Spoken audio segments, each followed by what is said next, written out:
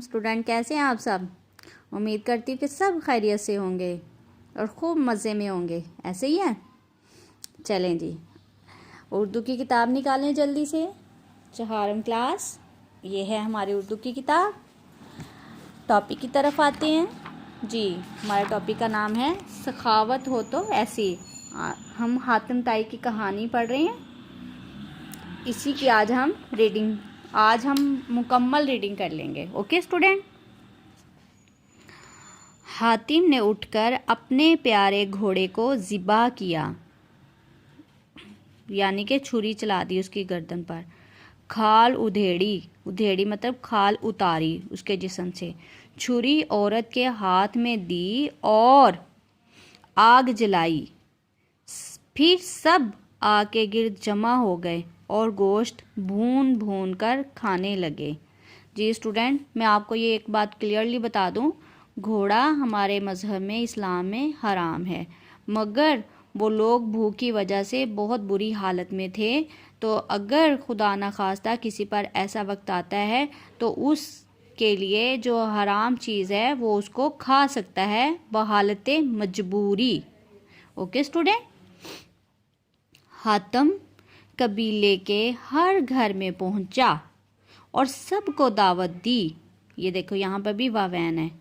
लोगों उठो, आग के पास पहुंचो। ये देखें, यहाँ पे इसका फेस ऊपर को हो गया, यहाँ पे नीचे को हो गया, और यहाँ पे नदाइया, क्योंकि अभी वो अपनी बात पूरी नहीं की थी उसने। उठो, ठीक है।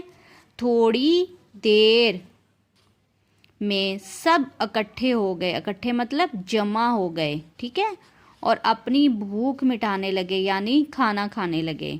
वो चादर में लिपटा हुआ एक तरफ बैठा रहा। वो चादर लपेट कर, जैसे अच्छे तरीके से हम लपेट लेते हैं ना अपने आप को, और लपेट कर एक तरफ बैठा रहा और गोश्त खाने वालों को चुपचाप मतलब खामोशी से देखकर खुश होता रहा।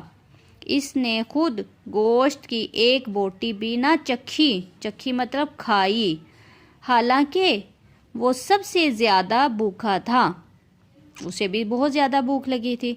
सुबह होते होते इस घोड़े में सिवाय हड्डियों के और कुछ बाकी ना रहा, मगर हातिम का दिल भूखों की मदद करके खुशी से फूला ना समा रहा था। ये देखें, कल मैंने आपको कहा था ना, खुशी से फूला ना समाना, बहुत ज़्यादा खुश होना।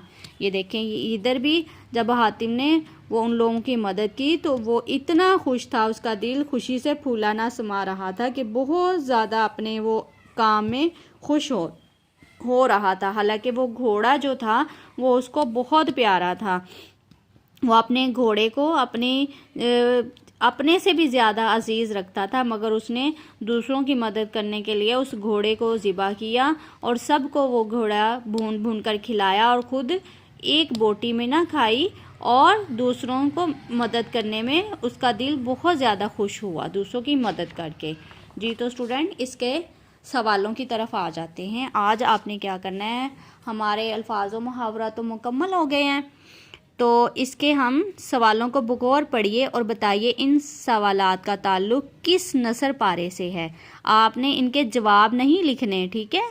हातिम ताई कौन था, किस नसर पारे से है, ये देखें। इसका पहला है पैराग्राफ, दूसरा पैराग्राफ है, या कहाँ का है, ये देखें। हातिम ताई अरब का रहने वाला था, ये तो पहला ही हो गया ना, ठीक है। और उसके बाद है हातिम ताई किस वजह से मशहूर था। जी स्टूडेंट, जब मैंने आपको इसका इंट्रोडक्शन करवाया था कहानी का, तो मैंने सबको बताया था कि हातिम ताई सखावत की वजह से मशहूर था, ठीक है। अब आपने इसमें से रीडिंग करनी है। रीडिंग करने के बाद आपने इसको इस नसर पारे का ताल्लुक़ किस लाइन से है, किस वजह पैराग्राफ से है, वो आपने यहाँ पे इसका लिख देना है, ठीक है। हातिम के बच्चे क्यों रो रहे थे, हातिम के बच्चे भूख की वजह से रो रहे थे, तो आपने इसको भी ढूंढ लेना है कहाँ पे इसका आंसर है, ठीक है। ये पहले ही पेज के सारे आंसर हैं, ये जो अभी हम कर रहे हैं। फिर औरत हातिम ताई के पास क्या फरियाद लेकर आई थी, ये देखें। इसका है कि ये यहाँ पे इसका भी पहले पेज पर है। ये देखिए, औरत क्या लेकर आई थी जी, वो उसने क्या कहा था हातिम ताई से। ये देखिए, ये आपने देख लेना है, ये आपका कौन सा पैराग्राफ बन रहा है।